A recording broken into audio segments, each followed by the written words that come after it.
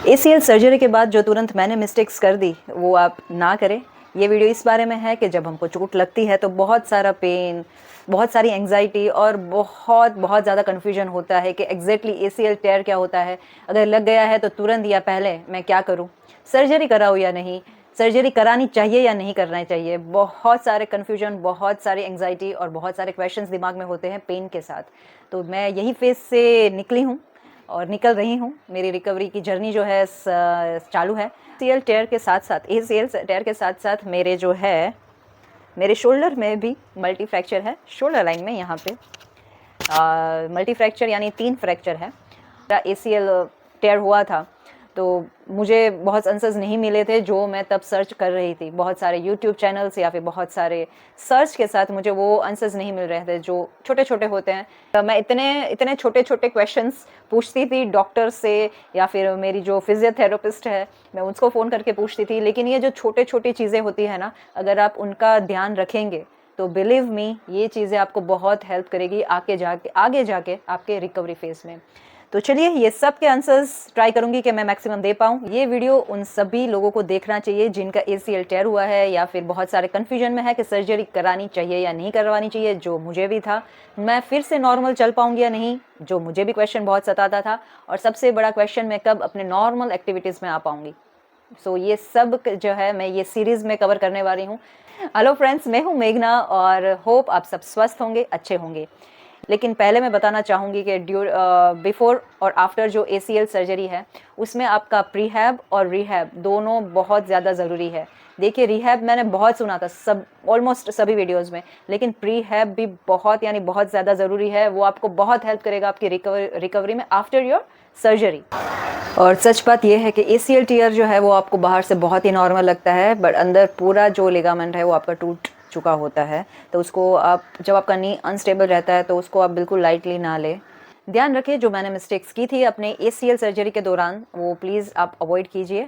अगर आपका नी अनस्टेबल है आपकी चोट लगने के बाद भी, तो प्लीज़ आप एक्सरे के भरोसे ना रहिए, आप MRI कराइए ही कराइए। उसमें ही आपका ग्रेड 1, 2, 3 कौन सा टेयर है वो आपको पता चलेगा। आपको सर्जरी करवानी चाहिए या नहीं करवानी चाहिए वो आपका ध्यान में रहेगा। अगर आपको चोट रिसेंटली लगी है तो प्लीज़ आप वॉक को बहुत ही मिनिमाइज़ कर दीजिए, क्योंकि नी ब्रेस के साथ आप थोड़ा बहुत चल लेते हैं, बट उसको अवॉइड कीजिए। अगर बहुत ज़रूरी है तो ही आप चलिए।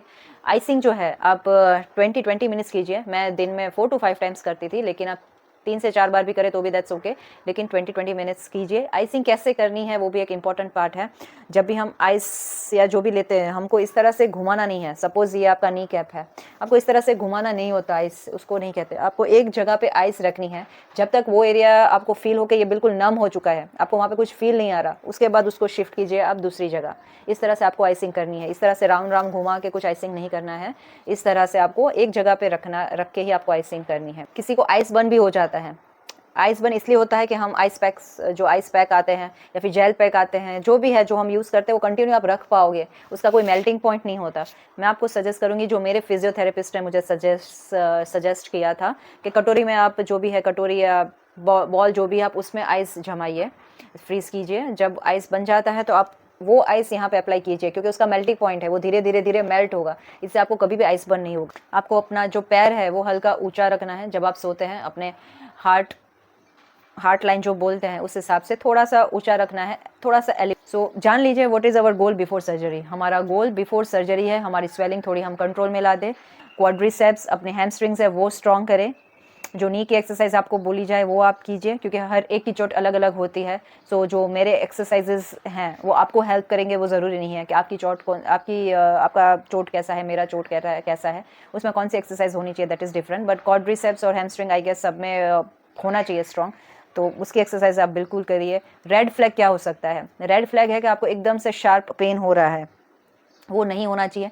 आपकी स्वेलिंग एकदम से जितनी थी उससे भी बहुत ज़्यादा बढ़ चुकी है, वो नहीं होनी चाहिए। तो आप डॉक्टर को तुरंत बताइए, या फिर आपने कुछ गलती की है जिससे वो बढ़ चुका है, तो वो सब रेड फ्लैग है आपके लिए, तो उससे आप डॉक्टर को ज़रूर। और ACL सर्जरी जो करवानी चाहिए वो आपको आर्थोस्कोपिक डॉक्टर से ही करवानी चाहिए। उनकी प्रैक्टिस कितनी है वो भी बहुत जान लेना ज़रूरी है। हम हमेशा कोई सर्जरी करने जाते हैं तो will just see a good hospital, good equipped hospital होना चाहिए, वो सब देखते हैं। बट जो वो इक्विपमेंट्स हैं जो वो यूज़ करने वाला है डॉक्टर, उसकी कितनी प्रैक्टिस है वो भी जानना बहुत ज़रूरी है।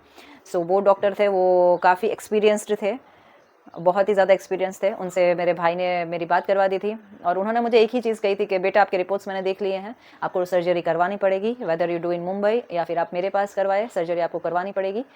और बिकॉज आप एक्टिव हैं, आपका एज छोटा है, आप मुझे चोट कैसे लगी? जब मुझे चोट लगी अभी भी जब मैं वो इंसिडेंट जो है वो रिकॉल करती हूँ तो बहुत सारे विजुअल्स सामने आ जाते हैं और काफ़ी पेनफुल टाइम था वो, बट वो भी टाइम निकल गया। और बिलीव मी प्लीज़, मैं सिर्फ कहने के लिए नहीं कह रही हूँ, ना ही ये कोई अनरियलिस्टिक मोटिवेशनल वीडियो है, ना ही मैं कोई स्पीकर हूँ, बट बिलीव मी, ब्लेस्ड मानिए, जिनको भी ये हुआ है आप ब्लेस्ड मानिए कि आप वो वाले फेज़ में हैं कि आप सर्जरी करवा पा रहे हैं, आप डॉक्टर के पास जा पा रहे हैं। फीलिंग आती है कि आप यू आर फीलिंग वर्थलेस, आपको ऐसा लगता है आप वर्थलेस हो, आप किसी काम के नहीं हो, आप बेड पे एक ही जगह पे बैठे हुए हो, अगर आपको यहाँ से वहाँ जाना है तो भी आपको किसी की हेल्प चाहिए, you are fully dependent on someone. काफ़ी सारे जो है वो आपको दिमाग में हिट करती रहती है, क्योंकि उस टाइम पे you are very much on a same page, आपको कुछ पता ही नहीं है कि नेक्स्ट क्या होने वाला है। बहुत सारी चीज़ें दिमाग में चलती है।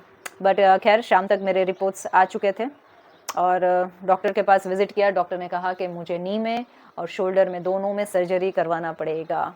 और वो मोमेंट पे मैं और विजय दोनों 10 सेकंड्स के लिए थोड़े ब्रेक डाउन हुए, जस्ट फॉर 10 सेकंड्स, क्योंकि दिमाग में सर्जरी का कुछ था ही नहीं। या जस्ट रिलैक्स के एक्सप्रेस में कुछ नहीं आ रहा, नी में पेन है बिकॉज मैं जोर से गिरी हूँ तो वो नी में पेन हो रहा है। सर्जरी के वी आर नॉट प्रिपेयर्ड कि सर्जरी आएगा, और ना ही मेरे साथ इतना बड़ा इंसिडेंट हुआ था कि उसमें सर्जरी एक्सपेक्टेड हो। तो बस वो रात मैंने बहुत डिफ़िकल्ट निकाली। ये सब चीज़ें हैं फ्रेंड्स जो आपको करनी चाहिए, जो मैंने मिस्टेक्स की। ऑपरेशन के बाद मैंने तुरंत थोड़े टाइम के लिए वॉक करना स्टार्ट कर दिया था, वो आपको अवॉइड करना है। अगर आपके क्वाड्रिसेप्स, आपके हैमस्ट्रिंग्स जो है उस पर आप फोकस कीजिए आफ्टर सर्जरी तुरंत, वो आपके स्ट्रॉन्ग्स होने चाहिए। जितने वो स्ट्रॉन्ग होंगे उतना ही आप अच्छे से आपका रिकवरी फेज़ आएगा। जो नेक्स्ट वीडियो है वो अपने सर्जरी डे का मैं बताऊंगी आपको, किस तरह से सर्जरी में आपको क्या क्या चीज़ें ध्यान रखनी चाहिए, क्या क्या अपने साथ रखें और क्या चीज़ें अवॉइड कीजिए। सबसे ज़्यादा होता है कि क्या चीज़ें अवॉइड कीजिए, तो वो सब छोटी छोटी बातें मैं आपको नेक्स्ट वीडियो में बताऊंगी। और अपना जो सर्जरी डे है वो मैं डिस्क्राइब करूंगी, सर्जरी डे है उसके बारे में बातें करेंगे। होप आपको ये वीडियो यूज़फुल लगेगा। अगर ये वीडियो से किसी को भी हेल्प मिलती है तो डेफिनेटली मेरे लिए वो बहुत खुशी की बात होगी। मेरा रिकवरी बहुत अच्छा जा रहा है, टच वुड। प्लीज़ आप भी अपने रिकवरी फेज़ जो है वो ध्यान रखिए। और चलिए मिलते हैं जल्दी से अपने नेक्स्ट वीडियो में। ध्यान रखिए, ख्याल रखिए, मम्मी पापा का ख्याल रखिए, हो सके उनके साथ ज़्यादा से ज़्यादा टाइम स्पेंड करें।